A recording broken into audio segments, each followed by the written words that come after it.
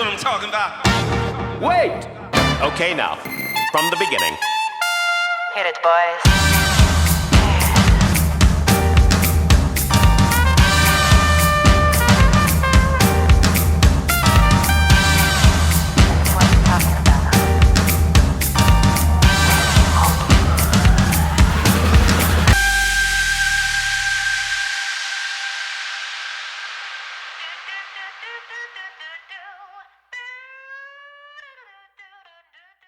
Hey everyone, welcome into The Arena, a Multiplatform Gaming News Podcast. This is episode 95.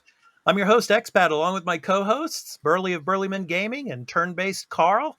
How you guys doing? How was your week? Burley, how was your week? My week was overall good. I finally got my TV fixed, so that was nice. But the first thing that I watched on it was not so nice, which we'll talk about later. Okay. All right, and Carl, how you doing? I was back. Yeah.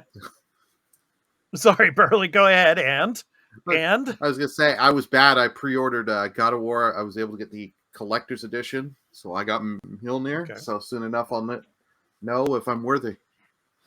Okay. All right, Carl, how you doing, man? Good. This week, less stuff to watch. I was kind of sad. And the one thing that was still left, Burley, that was not particularly great. So, we'll be talking about that later. So yeah. All right. So we got a great show for you for episode 95. We're going to be talking about Final Fantasy VII Rebirth. Some information about that came out. We're going to talk about that. A new Kirby game. And Burley's really excited about that. We're going to talk about that as well. Bayonetta 3 got its release date finally. So we're going to talk about Bayonetta 3 as well. And then, of course, a new service from PlayStation Stars. We're going to talk about that a little bit, as well as our topic of the show about the big fall lineup and our most anticipated games, particularly for the month of October, because October is so stacked full of games. Now we're going to talk about that. Then, of course, our new game releases for the week of July 18th through the 24th. We'll be going over our picks of the week. So, and we're going to, of course, in a moment or two, going to be talking about the games we've been playing this last week. But before we do that, here's a brief word about where you can find the podcast. Before the crew discuss what they've been playing, this episode of The Arena, a Multiplatform Gaming News Podcast, and the post-show, when recorded, in audio and video formats, will be going to Patreon in early access for one day after being recorded. So if you would like to support the show and become a patron at the entry tier 1 level at $1 per month, and get early access to every episode and post-show in audio and video formats, as well as watch or listen ad-free, please visit patreon.com/thearena_podcast for further details. Weekly on Sundays, the podcast will be uploaded to all free podcast services. Weekly on Wednesdays for the post shows when recorded, where you can find us on any podcast app for iOS or Android, Spotify, Amazon Music, and in video format on our YouTube channel, The Arena Productions. For the audio version, just download your favorite podcast app or open Spotify and search for The Arena, a Multiplatform Gaming News Podcast. Subscribe, follow us, post a review, and leave us questions, comments, and feedback if you like, if that feature is available there, and spread the word about the podcast. We also have a Discord called The Arena Podcast, where you can join and chat with the Arena Podcast community, and the podcast website is at thearenapodcast.podbean.com, where you can follow us and leave questions and comments as well. For all information regarding the podcast and our entertainment and pop culture related content, along with our blog and forums, visit the official website of The Arena Productions at thearenaproductions.com. Finally, you can also follow us on Twitter at The Arena, AMPGNP, as well as on Instagram at TheArena_podcast. Now, back to the show. Okay, guys, let me start. This last week, I actually I played a new game. Well, it's not really new. It came out last year, but it's on Game Pass. It's called Road 96. I played a little bit of Road 96. I mean, it's a adventure game. Basically, you're on the road. You're a teenager, and it's made by Digix Art. It's the art style, especially when you get into the mountains when you're traveling in this game, It really reminded me of that game called Firewatch. I don't know if you guys have ever played Firewatch, but Heard of yeah, it. basically you start out at the very beginning. It asks you some questions about traveling. Like, for example, it gives you some options of what to choose. For example, one question is, when you travel, do you travel alone? Do you travel with your family? Things like that. So they ask you questions related to traveling. So then the game starts and you're a teenager and you're in this kind of like a nation called Petria, which is kind of a dictatorship ruled country. And you're trying to escape the country, but you have different options. Either you can try to escape the country or you can try to influence its elections. And I chose, in my game, of course, you're a teenager and you're going from place to place. You basically start about 1,500 miles away from the border and you work your way to the border. And you stop along the way and you meet different people and you talk to them and you have different dialogue choices within the game. To get to the border, you can either hitchhike, you could take a taxi, which I took a taxi a couple of times, and then you meet different characters and you talk to those characters and you have dialogue choices and everything. And the dialogue choices that you choose can influence how the game ends. And it can, when it comes to your fate, whether or not you can cross the border or not, it has those ramifications. So, yeah, I mean, you stop at like a kind of like a trailer park for the night and then you meet some people. So it's interesting as you stop from place to place to get to the border. But as you get closer to the border, like I was saying, it really reminded me of the game called Firewatch, the art style, because you have to go off road and go into the mountains and you have to try to sneak across the border. Yeah, it was a fun couple of hours to play.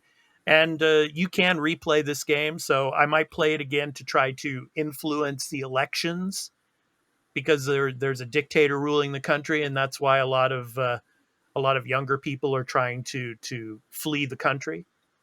So anyway, Road 96, it's on Game Pass. Yeah, it's a fun little indie game to play.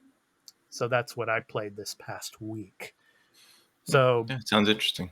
Yeah. So Carl, what did you play this week? Yeah. I actually did play Shadowrun Returns. Oh, okay. More turn-based action, yeah. Yeah, I think I put like, I don't know, 8 or so hours in, give or take. Cool. Mm-hmm. And yeah, it's good actually. I'm enjoying it. I think it's really well written. It's a cyberpunk themed, kind of CRPG, but with turn-based combat. Nice. And it's very much that, like, I didn't realize that Shadowrun was actually based on like a pen and paper, RPG. Mm-hmm. So if you've ever played any games based on those things, the ones like it's heavily influenced by like you got your different stats and all of your abilities, stats that you can increase with points, and you can very much customize your character to sort of be a mix of a lot of things or specialized in one thing. And what's cool about this like version of a cyberpunk world is that it's also got magic. It's got monsters, like there's like ghouls, undead things. There's elves, dwarves, trolls, orcs are like just standard races in the world, like they're normal people. Yeah. So yeah, it's cool that that's like versus like your other cyberpunk recently, which is just more like modern, like. There's no magic or like mystic or fantastical elements right in that game. So this one has all of that, which is cool. Story's really the writing is really good. I really like the writing a lot. It does read a lot like a novel at times, which I there's a lot of documentation in that game, I think. Yeah. What I like is not documentation so much. Like there's cool. So something it does I think is really cool, and you could just skip it and not think about it. But every time you transition from one scene to another, right? It's like you're in the city area and then you're going into like the main bar thing that you hang out in, or then you're going on a mission to go to some, asylum somewhere, right?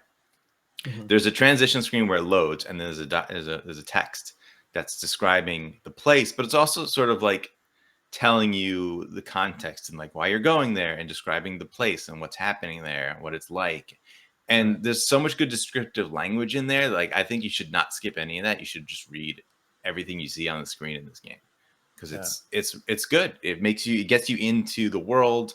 It makes you really feeling, because they describe like all the stuff like you would, the senses, like, how something like might smell even, or like the temperature, things like that. You don't really see a lot in video game writing. I take that back. It's not documentation; it's more descriptive language, as you said. Yeah, a lot of descriptive language on there for So there's like a lot of there's the dialogue choices. There's like multiple ways to go about getting through a situation. Combat is good in that it's like a pretty standard, safe sort of turn-based combat. It's not doing anything crazy, but there's a lot of options, so it feels fun. I mean, visuals I think I like the visual style a lot. I mean, character models, are nothing amazing, but the art style of the locations and everything is nice, and it looks smooth and everything. So it's cool. I'm excited. I think it's a pretty short one, this one. So I want to get through this. And the story also, real quick, is a mystery. Like you're trying to solve like why your best friend was killed, or your friend, a friend of yours was killed, and you're trying to figure out why. An acquaintance, So it's a cool mystery type story that I like, detective-ish. But I want to jump into the third game after that, from what I read, because the second game seems to be what I read, that it was a more of like DLC that got so big they decided to make it a separate game. I see. So it seems like the third game is like more of an evolution than the second. So I kind of want to see what sort of more modern gaming aspects they add to it. I see. Cool. All right, Burley, what have you been playing this past week? I've been playing a few different things. Continuing on with the Pokemon Platinum Nuzlocke, I'm almost done. Nice. I'm just now doing the big long grind before the Elite Four, and holy crap, it is making me sweat more than Elden Ring is. Wow. Yeah, and I'm continuing with Elden Ring. I made some good progress. Now I'm about to get, apparently there's a really good spell that I'm close to getting. Nice. Okay. Uh-oh. I think Burley just frozen out. Yeah. So go ahead, Carl. Go ahead. I always wonder, with something like that, the Nuzlocke run he's doing, has anybody ever, and maybe Burley would be able to answer this, like made a mod for, I don't know, maybe like a ROM, an emulated version that like actually implements that in the game as like a gameplay thing? Like you can't, your Pokemon's just died permanently, like a type of thing. That would be really cool if someone's done that. I wouldn't be surprised if it had happened. Yeah. So. Well, I don't know if I hope that did the Canadian. I wonder if that. I was just about to say that, man, about the internet. We didn't have that service. It's like the internet service went out again, I guess. So I think he's going to be coming back here in a second. But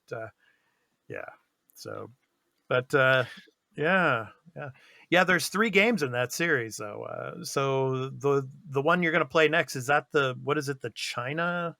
Chinatown one? I think the Hong Kong one. Hong Kong, yes, Hong Kong. Yeah, I think that's the third one. I believe so. I see. I see. All right. So I don't think he's back yet. I might have to send him another invite link here. So is there anything else that you played this last week, Carl? He says his internet went out. So okay. No, I didn't play anything else. So that's all I did. Just the one game. Don't got the time. You know how that is. Okay.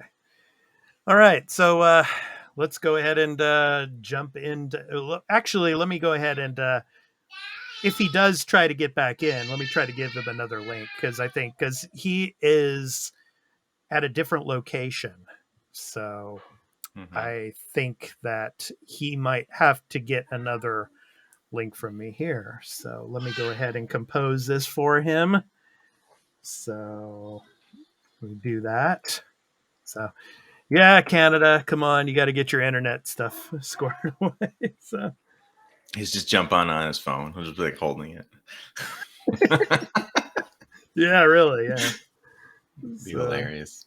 Yeah. Okay. So I just went ahead and sent it to him again. So hopefully he comes back in.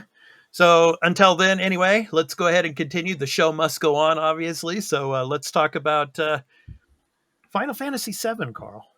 So yeah, It looks like Final Fantasy VII Rebirth is a PS5 exclusive because it needs the SSD speed.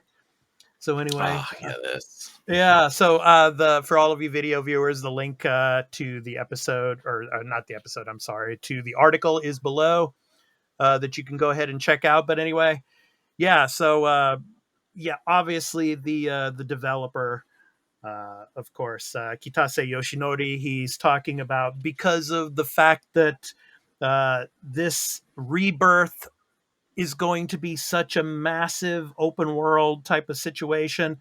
They need the SSD access speed to be able to do this. But then again, there's other platforms that have SSD drives also.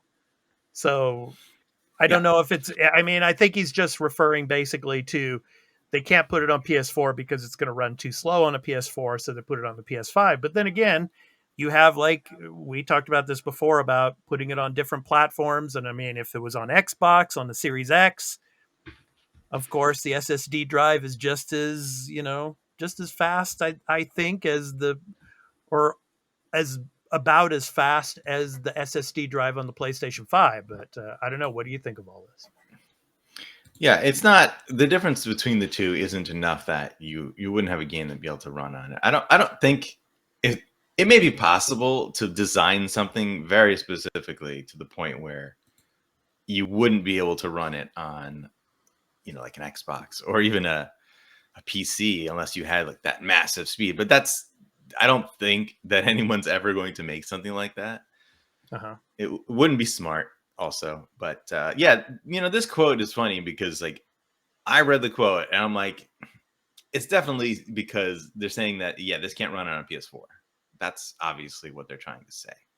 Yeah. And there's always maybe the intent to leave the language open when you're talking about PS5 games that the SSD, because that was like the big thing when it first came out. And I feel like we've kind of gotten past that, and that narrative is died almost, like it's on life support.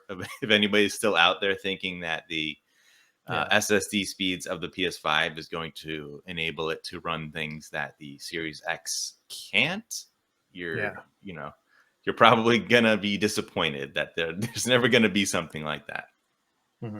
Because there was a test, I think it was Digital Foundry did testing where they put different hard drives in the PS5 and they put one that was under-spec'd from what the PS5 has, and then they ran like Ratchet and Clank, and guess what? No problem at all. Just perfectly fine. It's like, it's not going to be an issue. So I think that's just about like, we're not putting on PS4 because the game is, bigger in scope. That's basically what it is. And that sucks because, my understanding originally that this remake project was one game that was split into multiple, but now it's not even, now it's just like, this is a weird rewritten sequel remake thing. They're just going in a different direction. Burley, you're back. Hey. So my ISP went down.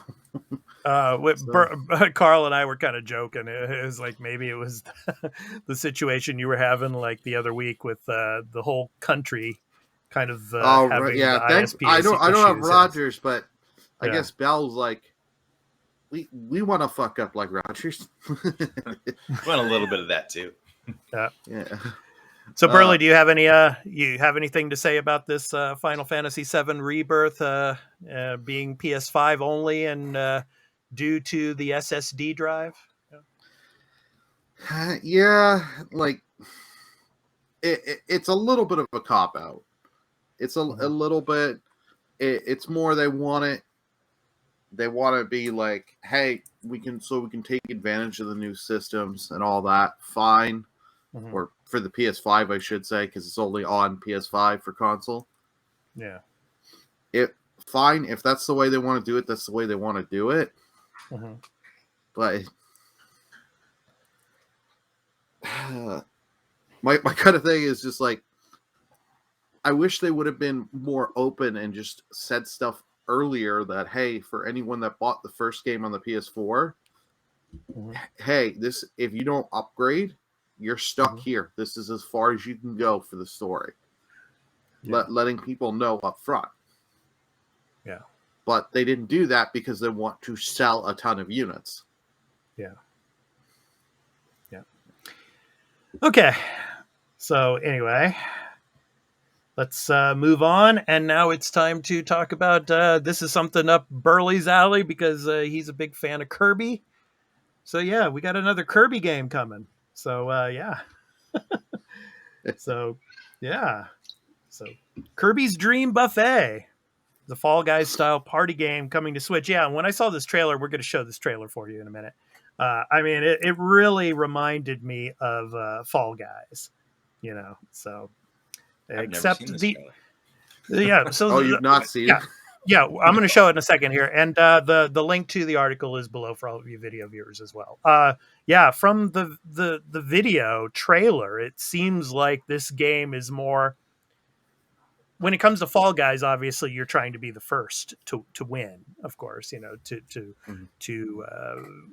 get to the obstacle course ending first. Whereas in this game of Kirby's Dream Buffet, you're trying to win and get there first, but the most things that you eat and the bigger you become is what is more important in this game. So, so anyway, Burley, what do you think of this? And I'll show the video out here coming up. I enjoyed this. This is something Nintendo has been doing more and more over the years with Kirby. You get these little mini games, like they'll do these smaller free little games. On the 3DS, you had a bunch of them. Also, I think you had one or two on the Wii U. So it's nice to see just they're still doing stuff with the franchise, because people have thought, okay, we got Forgotten Land. What comes next? Yeah. So this is nice to see, and these games to me usually will. I get a bit of fun out of them. Play it for a couple hours, and then I'm done. Yeah, so here's some of the gameplay here. So yeah, as much as you can eat and the bigger you get. So, so it looks like the bigger you get, the smaller characters you can knock off. So. Oh yeah, the bigger, because you're gonna have the more mass, so you can just knock them out of things. See, that'll be fun. I'm just curious to see, because the thing is, like, they had ones, I think it was like Kirby Clash and stuff. They were free to play. But they, like, you could only play so much, or you had to spend money or wait. So I'm wondering how they're going to do that, because Nintendo may not do it in their main games, having the loot boxes and stuff like that, but they do have in these little collections be like, hey, you want to keep playing more? Give us money. Yeah. Carl, do you have any thoughts from the trailer and from what is coming with this new Kirby game? I mean, it looks like a cute little party game. That's not for me, but all right. Yeah. It's not turn-based, so yeah. Anyway. Well, I mean, like, I enjoyed like Mario Party. You know, that was fun. I don't know. This looks even more casual, just like, you know, like you said, Fall Guys type thing. Yeah. Well, here's another Nintendo game that might be up your alley, Carl. I don't know. You can comment on it. But anyway, of course, Bayonetta 3. We got a release date for Bayonetta 3. So we'll launch on October 28th as a Nintendo Switch exclusive. It's going to be exclusive to the Switch. So our favorite witch is back. Yeah. So, yeah. And the link, of course, for all of you video viewers is below here. So you can go and check that out. So, yeah. And I'll go ahead and show you guys the trailer for that. And, Burley, what do you think of Bayonetta 3 coming out in October? Obviously a stacked month, and we're going to be talking about this more during the topic of the show. But, I guess if you're only a Switch user, I mean, this might be something that you're going to be playing in October. What do you think, man? I kind of get what Nintendo is going for. They are just stacking the next couple of months to have something big each kind of month. Because we got Xenoblade, then you've got Splatoon, then you've got Bayonetta, and then after that, Pokemon. So, yeah, I kind of see, but it's like if this was multi-platform and coming in October, it'd be like, this game's gonna get more lost. But if you're a Bayonetta fan, you've probably already got a Switch because Bayonetta 2 came out on there. Yeah, as well. So you're gonna keep in mind for this game. Yeah, it says that there's going to be multiple Bayonettas, and there's going to be another witch in training called Viola in this game. So she's described as a feisty ally of Bayonetta and will bring a sword and her feline demon Cheshire into the battle. So, Carl, what do you think of this? How original there with that name, huh? Yeah, exactly. Cheshire, yeah. Bayonetta is not for me. I played the first one a little bit. Actually, I own it on 360, or at least I did. And it's it's that type of like action game where I don't know, it just feels like you're just mashing everything around you. And I know there's a lot of more technique to it for sure if you get into it. But for me, there was like this huge list of moves that you can learn, and I'm like, there's too many. I'm never gonna remember all the type of things I can do in this game. Mm-hmm. And then the story was like just completely bonkers. Well, it's like a JRPG, but anyway, yeah. I mean, when it comes to the stories, yeah, it's worse than it's just like I was like legit like wait, why is this happening? Like what are they talking about? And there are even times where I'm like, wait, how did we even get here at this point? I'm like, I really don't. I was like, was I not paying attention? I'm like, I don't know why this is happening right now. It's bizarre. It has its fans. I don't think this game is going to draw new people really too much into it. I think you got to be into this franchise and this sort of platinum style action type thing. Yeah. Also, another thing, if my wife walked in on me playing this, I'd be pretty embarrassed. To be honest, because there's some of the things that happen with the character, and then of course even like the story. If she was just like trying to pay attention to what's happening in the story for like 2 seconds, I'd probably just feel like, I'm sorry, it's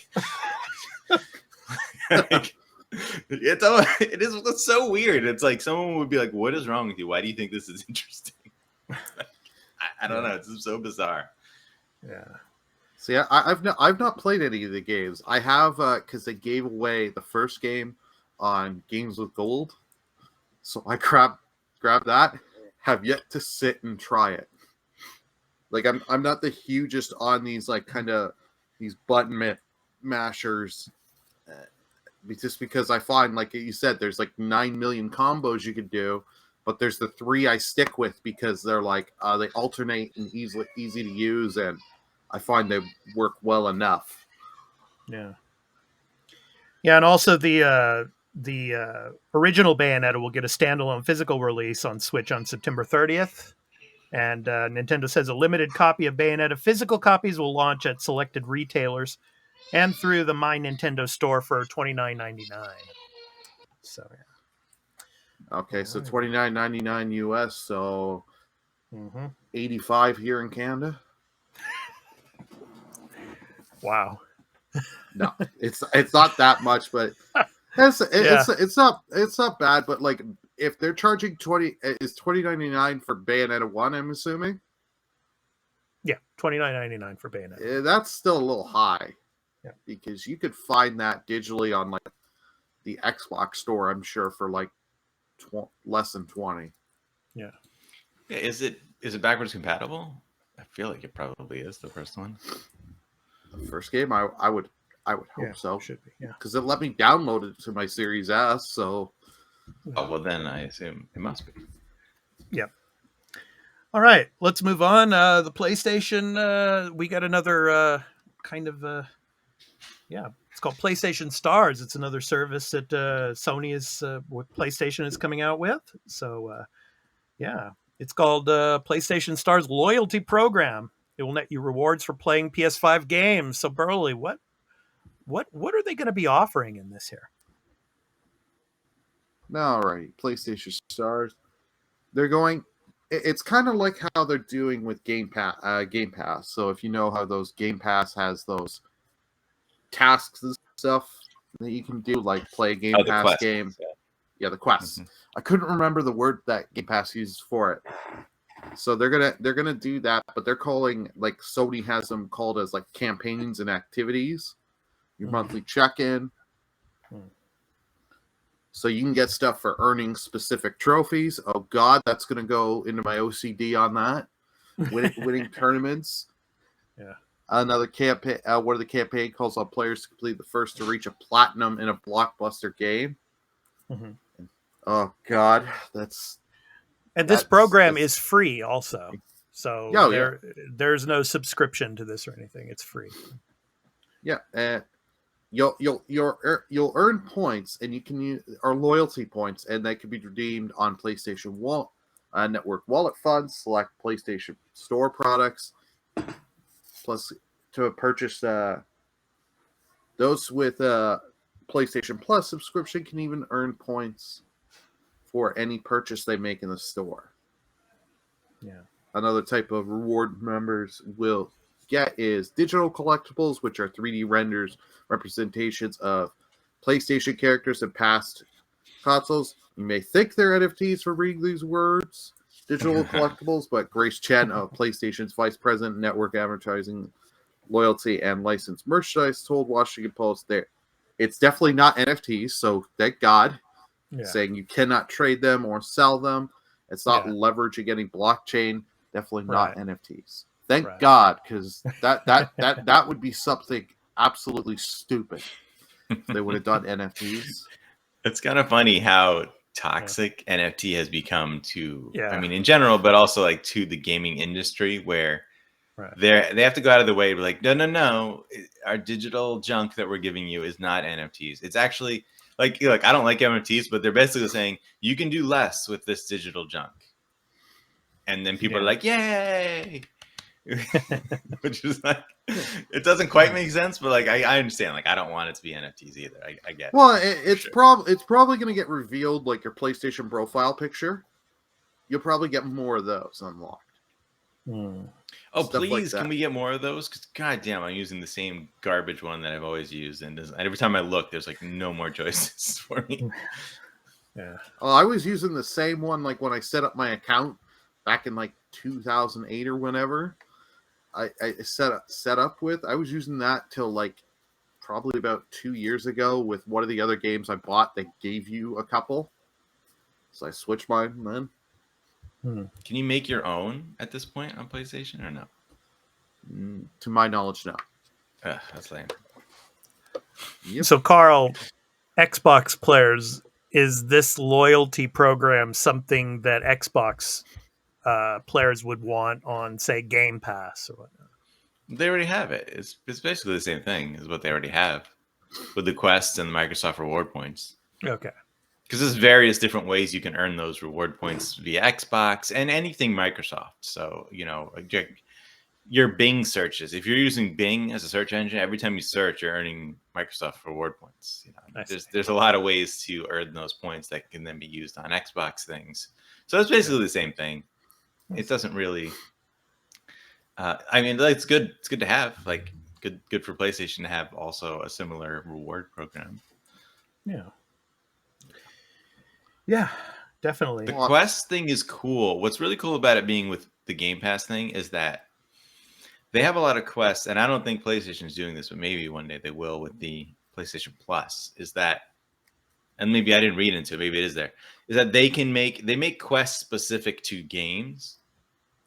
and they're on Game Pass, so you have access to them if you have Game Pass. So like if they can, there's no barrier to them making that, right, if you're on that service. Whereas like if on PlayStation they're saying like first person to get a platinum in you know, I don't know, let's say God of War Ragnarok, right? But let's say you don't buy it, well then you can't earn that reward, right?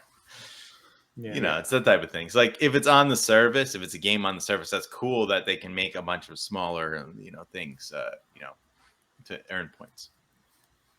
Yeah. Yeah. All right. So now it's time for the topic of the show. Our most anticipated games of the fall, and we're kind of going to stick with the month of October because obviously that's the heart of the fall. And we have a ton of releases coming in October. It's going to be stacked. So we're going to talk about our most anticipated games. We've got a ton of games coming out, obviously, here in the image for you video viewers from you know, our YouTube thumbnail. Of course, we see Bayonetta. Of course, Bayonetta 3 is coming out. You know, we've got a Plague Tale, Requiem, all these different games. Yeah. Go ahead. Bradley, you can talk about Ragnarok because he put Skull and Bones on there. That's just a day off. Yeah, I was going to say there. No. We got for you, all of you, Brad. for all of you video viewers, for all of you video viewers out there and audio listeners, I specifically told these two that we're sticking to the month of October, okay? Because they tried to mess with me. So they tried to mess November with me, game. you know, and you know, Carl is like, November is technically still the fall, but then of course, retail and the gaming industry basically considers November the holiday season, right? And then of course, you know, they were joking with me about August and everything else. I said, no, we're sticking to October because October is the big month. Come on, you guys would agree with me on that. October is the big month. We've got a ton of games coming in October, so yeah. What Skull and Bones is is my most anticipated October game. No, it's not. You didn't tell me that. But it's not October. But you put Skull and Bones. It's fine. It's fine. He's hating us so much right now. Okay. All right. So I'll go ahead and start, and I'll talk about we're gonna talk about two games from this you know, yeah, two games each from. I think after we do that, I'm just gonna go through a bunch of like other releases, just like we can just briefly like, oh yeah, that's there. When we're done, because there's so many dates. Yeah, so many dates. We got time. Yeah, so many dates and so many images that I could not put in this thumbnail, obviously, of course. So, but anyway, let me go ahead and I'm going to start with my first one. My first one is Plague Tale Requiem. Yeah, I mean, I really love the first game, and I'm really intrigued by the characters in this game. And the reason I'm really, really excited for this is you're still in the same world, and it's only like months apart from the first game. And you're probably going to be exploring different parts of Europe, maybe Spain as well. And a lot of the mechanics from the first game are going to be coming back. So Burley's going to love, of course, the carts and everything. I do as well. Yeah. And just, of course, who doesn't love rats in a video game? I mean, I love to see millions of rats. And of course, in this era of Europe, obviously, this was during the time of the Black Plague, obviously. So, yeah, I just really love the art style. I really love the characters, of course, with the slingshot. And, of course, she's going to have a crossbow this time as well as she did. Yeah. So, yeah, I'm really excited. And I'm really excited to see who the main boss towards the end of the game, who or what that's going to be. So, and in this game, you're going to see her grow up even more, and she's going to become even more ruthless in this game, as you can tell here in the video footage. So I'm really, really excited to play this. I'm looking forward to it, and it's going to be a Game Pass Day 1 title. So if you have Game Pass, you'll be able to play this on release day. So yeah. So Hugo, that was such a huge announcement for me when they said this was Game Pass. I was like, wow, man. I love the first one, which I played only because of Game Pass, really. Yeah.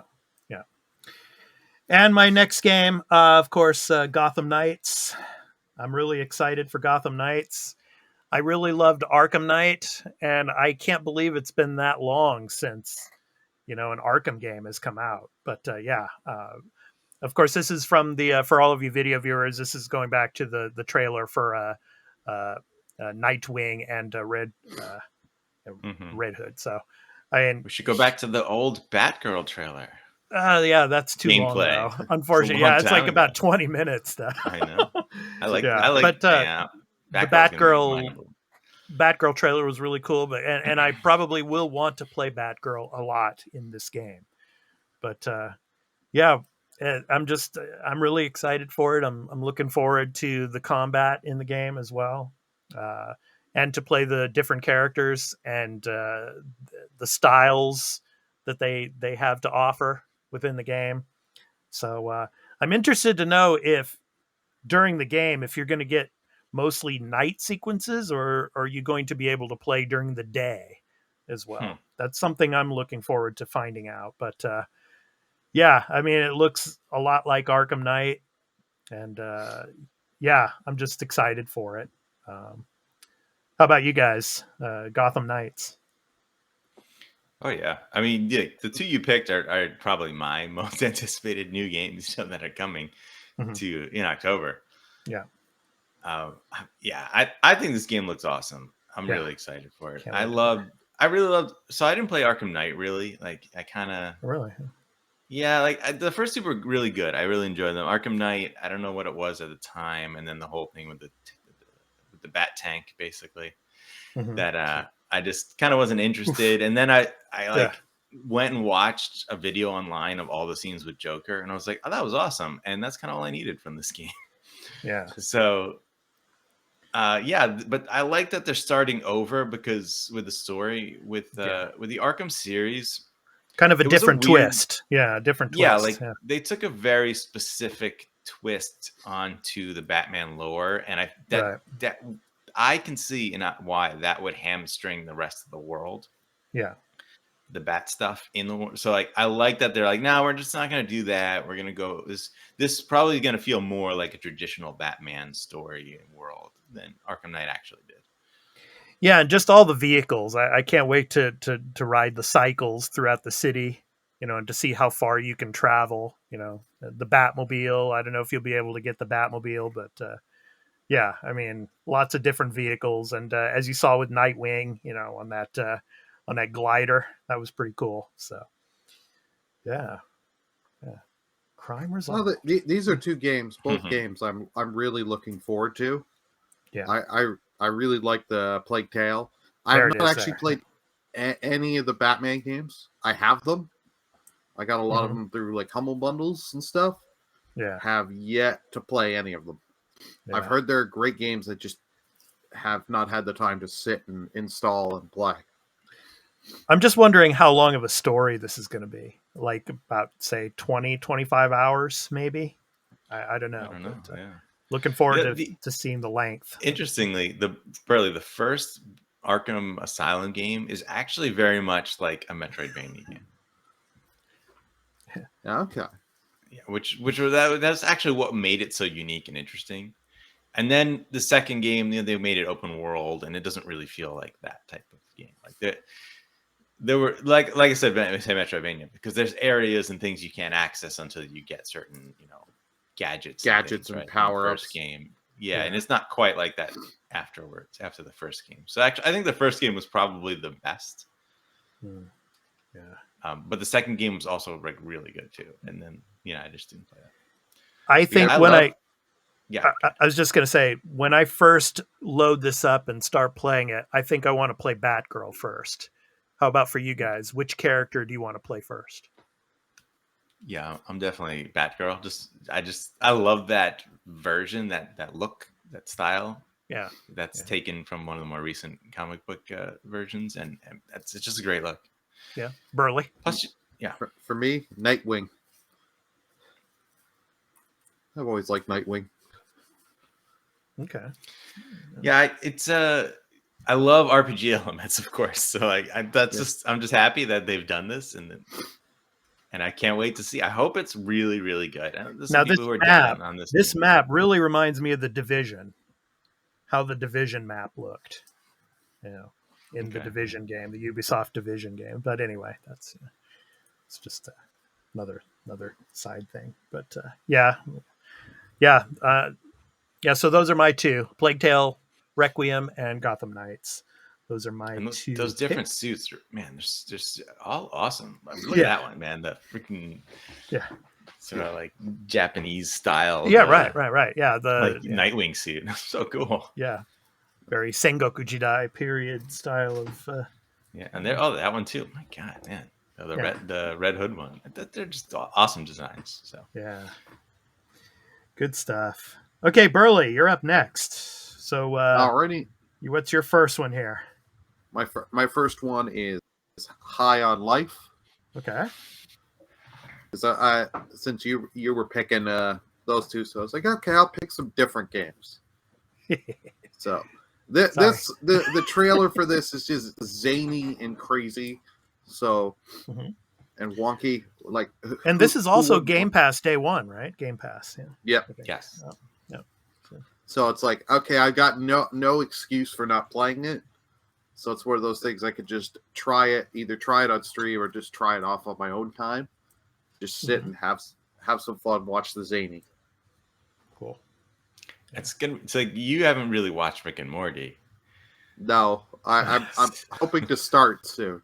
Yes, it's weird that you like to play. I can't imagine playing this, and this is like going to be your first real take into that style of humor. Well, I've seen clips. Like I've seen like the True Level clip where he makes the floor that's perfectly level and puts Rick on it, and then he takes him off. He's like, I don't want to live anymore. Yeah. I mean, you gotta watch it. The show is so good, man. Yeah. So I would hope that like this has are they writing more the story? I don't know. I mean, it's a first-person shooter, so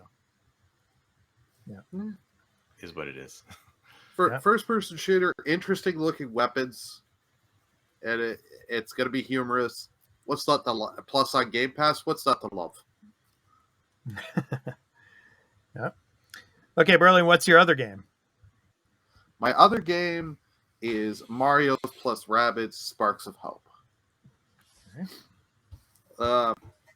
I have beaten and played the first game, and I did have fun with the first game. It looks like they're changing some stuff and trying to improve and add more. Mm-hmm. So which is good. But this is not a game. I'll be honest. The story in the first game was not pretty much non-existent. So I'm hoping they kind of improve the story, but I'm not thinking they're going to do too much. Yeah, I mean, this one looks like it has an actual villain of some sort. Yeah. And there's all these other characters in the world now. Because the other game, it's just like your worlds randomly got mixed because of some weird technology. And then some rabbits got the tech thing stuck to him that's merging things, and just stop it. So this looks definitely better. Yeah. I just love the different little rabbits here and their little expressions. Like I know I never played any of the Rayman Rabbids games, and I know people liked them at first and then got annoyed with them. So I don't have as much experience. Mm-hmm. Yeah. But if they keep improving the combat from what the first game is, it's going to be a fun, interesting, just tactical RPG, turn-based RPG, however you want to classify it, game to play. See, in the gameplay here, you can see now, when you're walking around outside of combat, there's a lot more. Yeah, it looks like actual sort of 3D map world areas versus before what seemed to be just sort of like a linear path, which occasionally had side ways you could go and find little extras. You mean you didn't like when you were walking to the next level gate that there was just a chest? If you turned over the left, walked 5 extra steps, got the chest, and then went to the next. Yep, that was super fun, Burley. That was just a great time. No, sometimes you had to solve a little puzzle, man, and then you get a chest. That's true. And in that chest was sometimes a weapon that you didn't get because they just gave you access to spend money on. Right. Yeah. Very weird. Right. Rosalita Rabbit. Yeah. Yep. All right. And of course, as we call him out here in Japan, Koopa. Yeah. But of course, in the West, Bowser. It's like he's going to be a playable character, it looks like, which that's cool. Yeah. Just that. I can't wait to see how Bowser is in the game. Yeah. It's interesting how there's different names for the characters, like in Japan and in the West. Like of course, Koopa is Bowser, and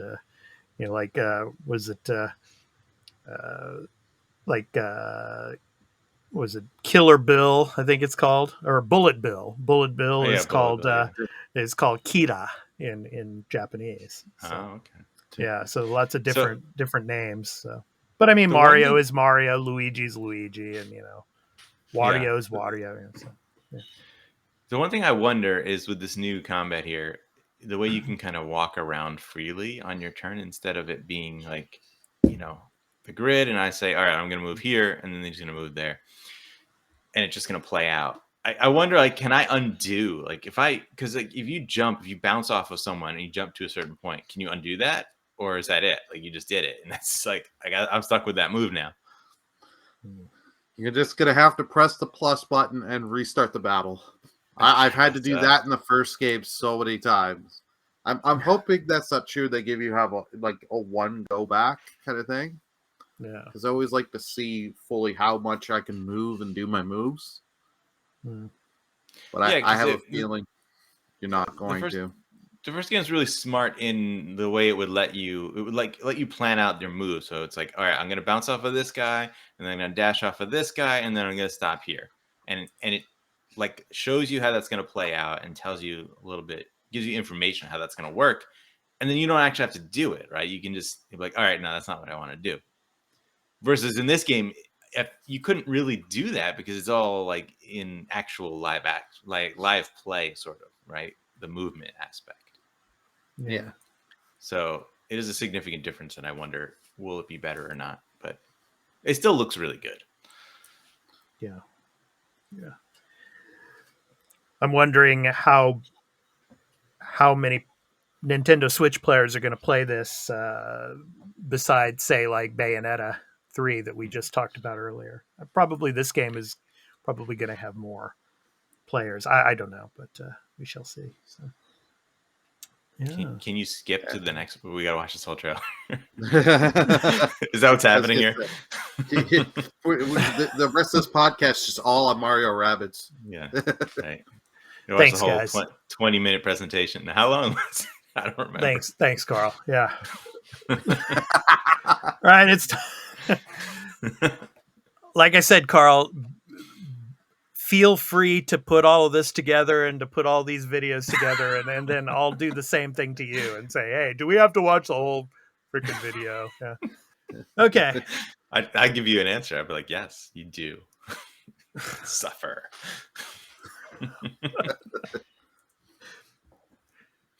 Carl. Okay. Here we go. It's your turn, Carl. So yeah, be happy. It's time for you to talk. So what do you have for us? Just a couple of games, Yeah, just a couple. Let's go. Come on, okay. So we don't have to watch the entire video. Okay, so just a couple old games. Nothing interesting. Yeah. Persona 5 Royal is my first choice. Nice. And yeah, it is an old game, but it's coming to new platforms. Finally, right? Yeah. After being only on PlayStation for a while, you're getting it on Xbox, PC, and Switch. Mm-hmm. Your typical, your traditional turn-based JRPG. That's right. I'm really excited to get to finally jump into this because obviously like I have a PS4, I could have played it, if I wanted to, but I'm not sure I'm actually going to like it because I just don't know. I like this. Carl, why didn't you play it on PS4? Because it was like it's the risk. Like, do I want to buy this game and is it something I'm going to enjoy? And I was never sure, And then I've always had other things to play, so it's not like I had to really try it. And I buy games, I want to play them. Like I feel guilty if I don't. Right. So this was just one, like I've never played this franchise. The setting, the sort of high school, Japan setting to me isn't always, that's not really my favorite thing. So I just kind of like, I just always put it off. And then eventually it became to the point where I was like, I should really try it. But then I was like, I'm going to wait. I'm going to hold out now. Cause it's going to come to Xbox eventually. Well, that's the type of crowd that they're actually, trying to cater to for these games, or Japanese high school and junior high school kids. Honestly. I mean, are they? I guess. Yeah. I suppose. Yeah, it sells big out here. So yeah. I mean, like I like JRPGs in general. They don't like there's too many. I think maybe that have that sort of setting. Not a lot, but like that's a popular setting for games, and I want something else. But this game looks wild and interesting, and and everyone says it's great. So I'm excited to try it out. And the thing is, you should try. Pressure. And you should try Strikers also. Of course, Strikers came out. Oh, Strikers! You don't need to finish Persona 5 to play Strikers. No. It doesn't spoil anything. Like Persona 5, I have not finished. I got like 30 hours in. Wow, that's short, Burley.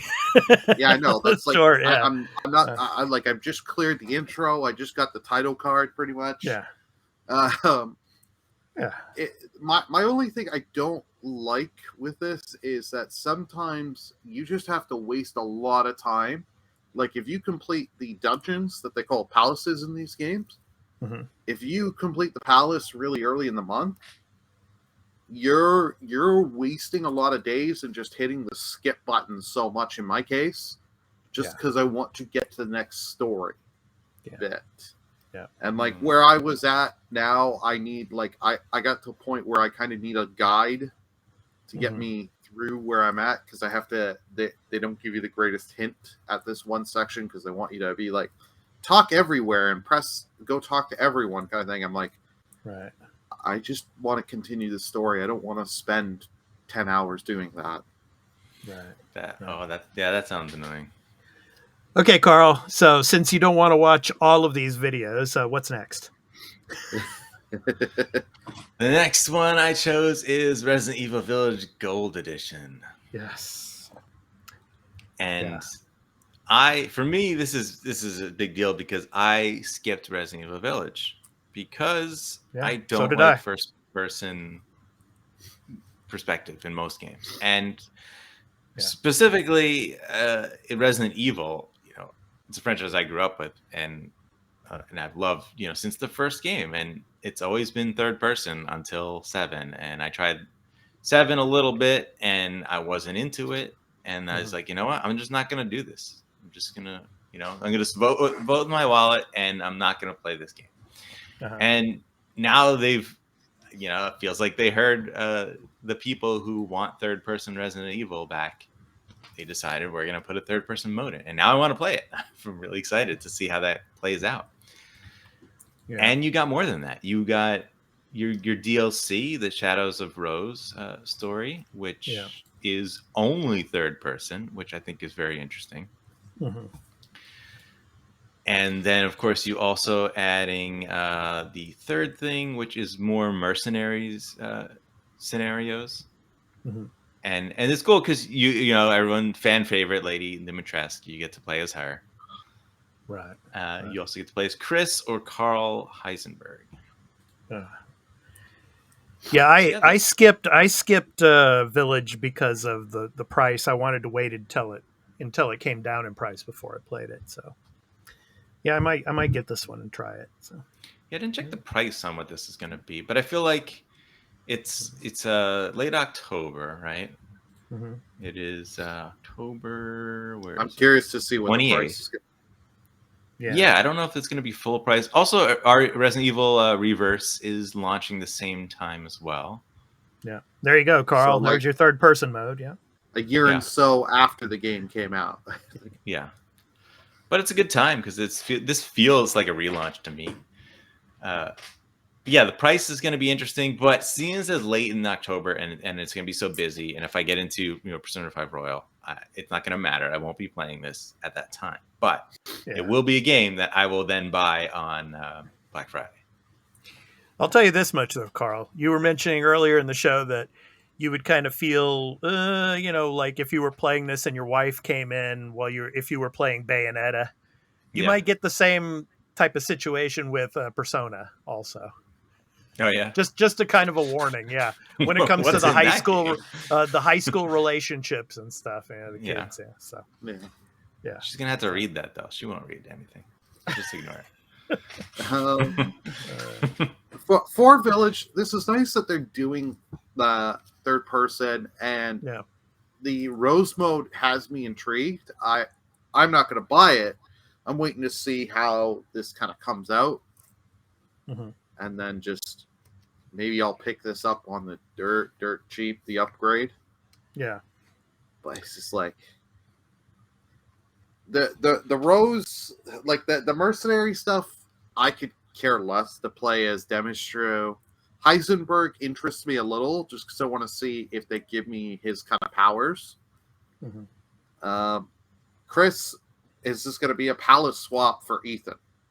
Like, am I going to really notice much? Unless near the end, is there like a giant boulder that I have to punch? I mean, did you ever play any of the mercenary modes, like in Resident Evil 2? I played it back on 4, and I played it on 8. Okay. I never got into those, man. I just played the stories, and I think they're fun. They're extra scenarios, like challenges. Like the difference with having extra characters isn't just like the look, and their abilities, because now it is with some of the weirder characters, but it was just they arm you with different set of gear. So like, Chris will have something different that the other guys didn't, and it's just, all right, you have to get through this area and fight these type of enemies, and you have this type of weapons to deal with it. Yeah. They're just extra content challenges, which was good for like Resident Evil 2 remake, right? Because there's not super a lot of content, and originally was in Resident Evil 3 Nemesis on the original PlayStation. That's where the mode first started. And that game's not super long, so it added some more gameplay to it. And then suspiciously absent from the Resident Evil 3 remake. So what's going on here? Yeah. Anyway. So Carl, you were going to talk about some of the other games that are going to be releasing in the fall, because we have a ton of games coming out. So go ahead. Yeah, man. we didn't talk about dates too much. So I'll just jump on all the dates as well. So October. We'll start at the beginning. October 4th, Overwatch 2. Yeah. Beta. I mean, this is like an actual launch, right? Yeah. Actual launch. Not for me, but it's a big franchise now. October 6th, you have Nier Automata hitting the Switch. Yeah. October 7th is a big one that we didn't talk about yet. Marvel's Midnight Suns. Yeah, Midnight Suns. Yeah, that's coming. And I mean, the reason that's not on my list is just because I don't like your card systems, like your like deck building sort of thing, which I assume it's like, I know it has cards, right? I assume that's how it works, is you build a sort of deck of card abilities that you're going to have as you go. But actually this one, I think it's random. So I don't know. That's not what I want. Or pay $1.99 each battle to get your hand that you want. Yeah, God, please, no, this is not that game, bro. Yeah. Let's not defame it. You don't know till it releases. Yeah, no. They said it's a regular, like full game. There's nothing like that. No shenanigans. Right. No Man's Sky on October 7th for Switch. Which is no. I'm gonna skip, of course, smaller things. Then October 18th is Plague Tale Requiem. Yep. October 19th is Uncharted Legacy of Thieves Collection on PC. PC version, yeah. A small one that I just think is kind of neat and fun is on October 20th, Warhammer 40k Shooters, Blood and Teeth. Yeah. Which is that like the orcs side-scrolling sort of shooter, like Metal Slug type of thing. It looks fun. Yeah. And on the 20th, Mario plus Rabbids, Sparks of Hope. Then October 21st is the Persona 5 Royal. Yeah. Then Scorn, another one that we didn't mention. That's my third game. Because the survival horror elements to it, so the aspects, Yeah, October 21st. I don't know if there's anything else you want to say. That's on Series X in Game Pass, I believe. Yeah, that's Game Pass day one also. Yeah, October is going to be big for Game Pass, especially. Yeah. So, yeah. And then, High on Life on October 25th. Mm-hmm. Gotham Knights, also October 25th. Yeah.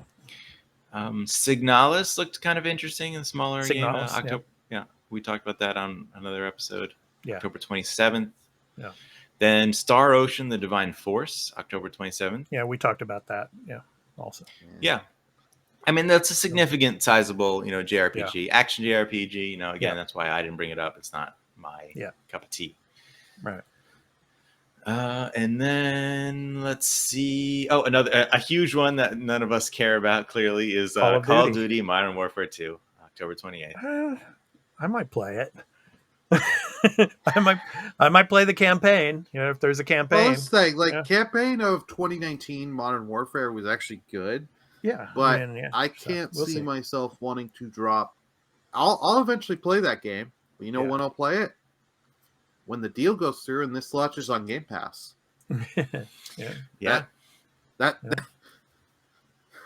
It'll be interesting if that can happen sooner rather than later. So like the most recent thing with the update on the Activision merger there is that the UK, I think it's abbreviated CMA, is like their agency that is overlooking this deal. And they have a deadline of, I think it was September 1st, of an inquiry to decide if they are going to do a broader inquiry. So I think I'm looking at it as like, all right, that's the point. Like if that doesn't happen, then I think the deal could close, as early as, like late September, early October. Will that happen? I mean, no, not necessarily, but I think it becomes more of a possibility if that's the case. And of course, assuming that we don't hear anything else from the American side, which we haven't. There hasn't been any additional inquiry there. So, and now still though, does that limit it from can they still put this because of the marketing deal into Game Pass day one? I don't know. Like you would have to know what's in the language of the contract to say if that's possible or not. Right. But eventually it will be on Game Pass. Yep. When the deal. So then all of the Call of Duties will be on Game Pass. Yeah, and that's going to be a big drop as they start putting them all in there. Oh yeah. Oh, that is gonna be huge. Oh yeah. Mm-hmm. Oh yeah. So then October 28th we have Bayonetta 3, of course. Yep. Talked about that. Yep. And I believe that's it for any. Like there's a bunch of smaller things, but we're not going to go. Skull and Bones. Now, Skull and Bones is going to November. I guess if we're allowed to talk about November here, on the 8th is Skull and Bones. Okay. And then November 9th, God of War Ragnarok. And November 11th, Valkyrie Elysium. So. Yeah, no Starfield. Yeah, unfortunately. So. No Starfield. You know what? Yeah. I know you're saying unfortunately, but you know what? I'd rather them just take their time at this point. Well, unfortunately, in the sense that I just want to play it. Right. I know. I mean, it's like, of course, I'd rather it, be ready to play. And, if they need more time, that's fine. But, unfortunate in the sense that I was looking forward to playing it in November, but so. If that would have happened November, it'd be quite packed because within a few days of each other, you have Skull and Bones, God of War, and then Starfield, and then a couple days later, I know you guys won't care, but Pokemon. Hey, I like Pokemon. I'm not against playing it. Yeah. If it's a really good one, I kind of want to get it, but it's also, I don't know if I'm going to want to put my time into that because I'll be busy with, I'm sure, tons of other things still at that point. If you get hooked into Persona 5 Royal, it's going to take you like 120 hours to beat the story. I know. That's the thing. It's like, at least. I don't, yeah. the problem I see is like, I don't have time enough to get through most stuff. Like, I don't know if I'm going to, what's that going to do to me? Like, will I just be stuck playing that game for like 3 months or something? Like State of Decay 2, right? Yeah. Well, I mean, yeah, I played that when I had more time, but yeah. And then Callisto Protocol is December 2nd too. So again, getting into there, and then Hogwarts Legacy. Now we're talking about these are of course holiday stuff, but right. Who knows? Maybe Hogwarts decides, we'll throw ourselves in October. Yeah, I don't think so. No way. No, Hogwarts is going to be, if I had to guess, Hogwarts is going to be like second week of December. Maybe that Tuesday or something. Right before Christmas. Second Tuesday, yeah. Because if there's, it's got to come before Christmas because otherwise then you just delay it. There's no point in releasing it. In this year. Yeah. I did want to mention one August game. I just have to mention that one August game that is Soul Hackers 2. Yeah. Because I'm really that's being heavily promoted out here in the Japanese retail stores. So Soul Hackers 2 is what is the date? August 26th. And in September we have Splatoon 3 as well. So that's going to be a big seller. Yeah. But Soul Hackers 2, it's a traditional turn-based JRPG and Atlas, the good pedigree there. I like the style of it.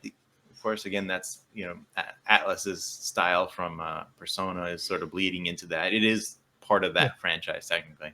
Yeah.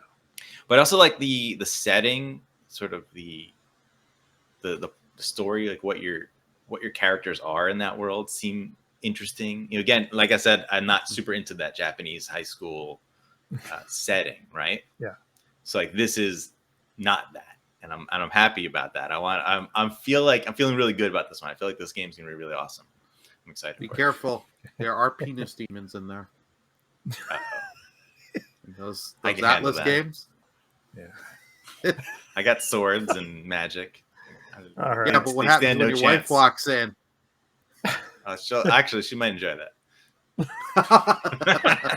All right.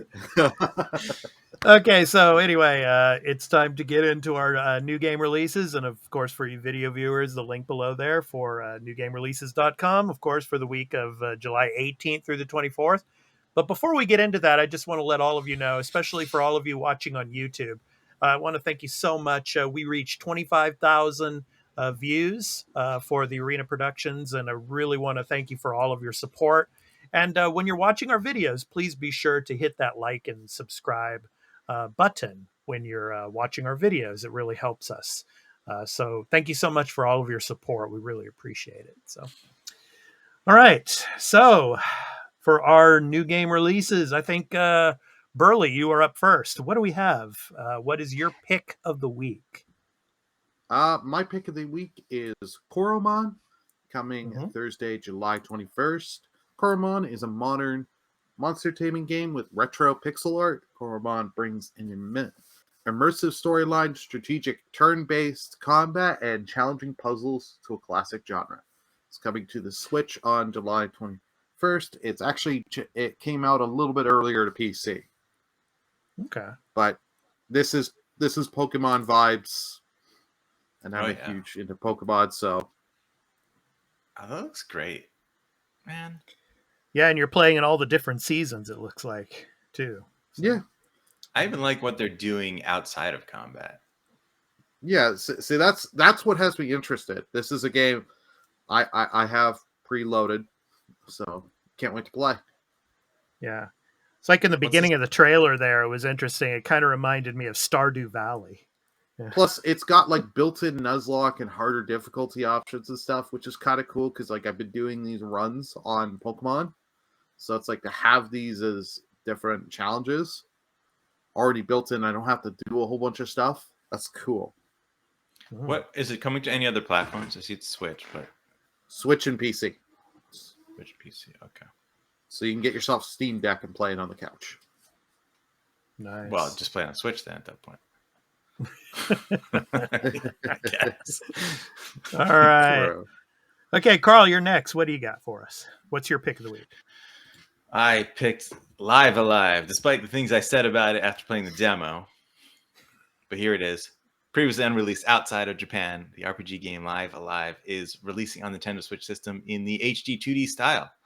7 different stories featuring different protagonists, time periods, and gameplay styles await. In the Wild West, a wanderer with a bounty on his head fights for his life. In the twilight of Edo, Japan, Shinobi undertakes a secret mission. Experience these tales in any order you choose. The adventure is yours to control. What other stories will you uncover on the horizon? Yeah, it's I know I didn't like the demo, but I'm hopeful that maybe it just wasn't the best example of the game, and that the stories shine as you go on further more than they do in their early stages. And I don't know how it all comes together. Like, I need this question answered by reviews and anything to know, like, is important to me is why you get to play as all these different stories. Is there some through line to them? Is there some sort of grander like purpose to why you're playing these specific people throughout time? Because that would be something much more interesting than just this. Why not just focus on one of these stories and elaborate that, right? We'll see. Cool. Well, I'm curious to see how, like, because I played the demo as well. How long is each scenario fully? Like, right. Yeah. Is the fighter the same length as the ninja story? Like, so we wouldn't get a kind of like feel of that. Is it each like a 4-hour thing, or are some going to be longer than others? Yeah. Okay, so I'm next. My pick of the week, of course, is for PlayStation. It's called Stray. So, lost alone and separated from family, a stray cat must untangle an ancient mystery to escape a long-forgotten city. Stray is a third-person cat adventure game set amidst the detailed neon-lit alleys of a decaying cyber city and the murky environments of its seedy underbelly. Roam surroundings high and low, defend against unforeseen threats, and solve the mysteries of this unwelcoming place, inhabited by nothing but unassuming droids and dangerous creatures. See the world through the eyes of a stray and interact with the environment in playful ways. Be stealthy, nimble, silly, and sometimes as annoying as possible with the strange inhabitants of this foreign world. Along the way, the cat befriends a small flying drone known only as B-12. With the help of this newfound companion, the duo try to find a way out. So it comes out on July 19th for PC, PS4, and PS5. So yeah, I'm looking forward to this. Of course, I own 2 cats. So, and one of them was a stray cat. So yeah, I'm looking forward to playing this. And if you have the new PS Plus subscriptions, the 2 higher tiers, you will be able to play this day one. You'll be able to download it. So, and you know what I'll be doing? I'm actually going to stream this game. I can't wait to play this. Yeah, looking forward to it, man. So, yeah, so on July 19th. So, all right. Yeah, it looks good. Definitely your indie darling type of game. Yeah. All right, so those are our picks of the week for July 18th through the 24th. And, of course, you can check it out for you video viewers, of course. The link is below to all the games that are going to be releasing this next week. So, Burley, we actually want to go over some of the new PlayStation Plus games are going to be coming to I think it's the premium service, is it? What do we got coming for PlayStation Plus? Yeah, we also have these are coming as of July 19th for both the extra and premium. So I'll start with the extra tier. You got Assassin's Creed 4 Black Flag, Assassin's Creed Rogue Remastered, Assassin's Creed Freedom Cry, Assassin's Creed The Ezio Collection, Assassin's Creed Unity, Final Fantasy VII Remake, Final Fantasy VII Remake Intergrade. So it's nice. I don't have to pay for that. Yeah. Ice Age Scrat's Nutty Adventure, the Jumanji game, Marvel's Avengers, Paw Patrol on a Roll, Ready Set Heroes, Saints Row 4 Reelected, Saints Row Got Out of Hell, Spirit of the North Enhanced Edition, and Stray. And for the premium, we're getting Loco Roco Midnight Carnival for the PSP, No Heroes Allowed for the PSP. And that is it. I'm surprised that Marvel's Avengers is coming to that now too. So, well, it was on PS it's also Now. It was on PS Now. And on Game Pass. There's the whole thing. Remember, for PlayStation users, you get Spider-Man. So they're wanting you to get in there, play as Spider-Man, and then hoping you spend money. Like that's the whole thing. Like I mean, it seems like they're trying, like, because there's also, they did the Thor, Mighty Thor, Jane Foster character. Yeah, and She-Hulk is coming to it also, I think. Exactly. I was just going to say that's the rumor, right? It hasn't actually been officially announced, but that's the next Marvel thing coming, so that would make sense. Yeah. If they can keep that up, that's the thing they should have started doing earlier on. Sadly, didn't work out. Yeah. So speaking of Marvel, of course, for our other shows and everything, our announcements, of course, we're going to be recording after this episode, our episode 5 and 6 season finale recap and discussion of Miss Marvel. So we're going to be going over that. Obviously, next month, She-Hulk is going to be coming out. We're going to be looking forward to doing that. On the Star Wars side of things, Andor is going to be coming at the end of August as well. And, of course, our fantasy series is going to be starting in August as well with House of the Dragon, the Game of Thrones spinoff series that starts on August 21st. We're really excited for that as well. So, a lot of stuff. And, of course, we're going to be doing a review of Thor Love and Thunder as well. So a lot of content for the arena. Star Trek Lower Decks. Yes. Season Star 3. Trek Lower Decks we're going to be doing for Warp Factor 10 as well. So, a lot of content coming for the arena production. So stay tuned for those as well. So, a lot of stuff, man.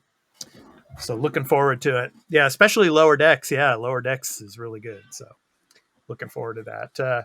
It's got a lot to live up to now with, Strange New World Season 1 finishing up and, getting the rave reviews that it did. So looking forward to it. So I wonder if they'll reference anything from that, because I'm trying to remember. Maybe. They reference a lot of stuff in old Star Trek. Yeah. I don't know that they've ever referenced Pike. They might have. I can't remember. Yeah, they might have. Yeah.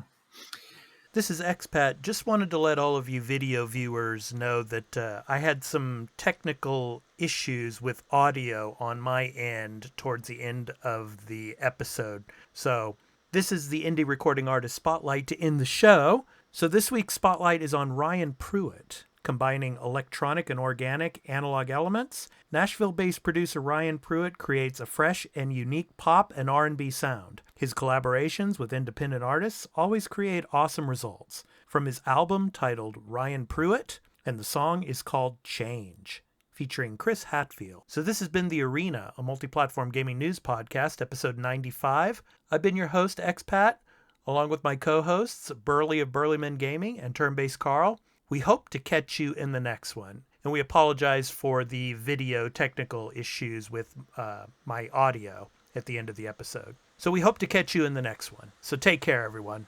Peace out.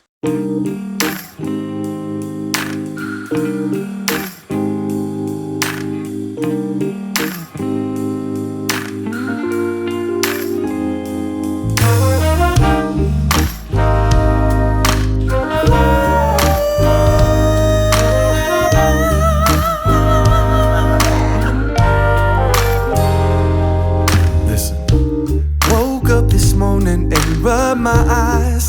Took me a second, but I realized that I'm still the same man I was yesterday.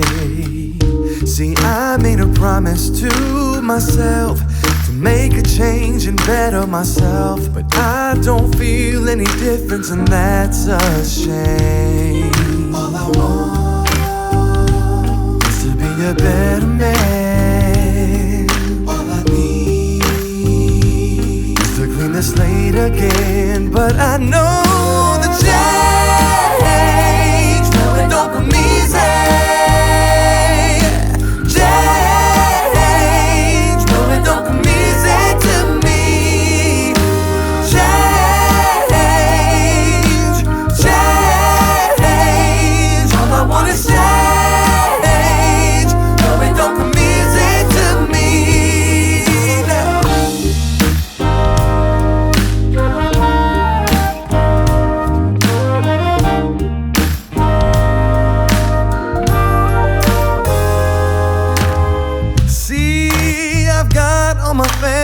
Friends, you all know how it is.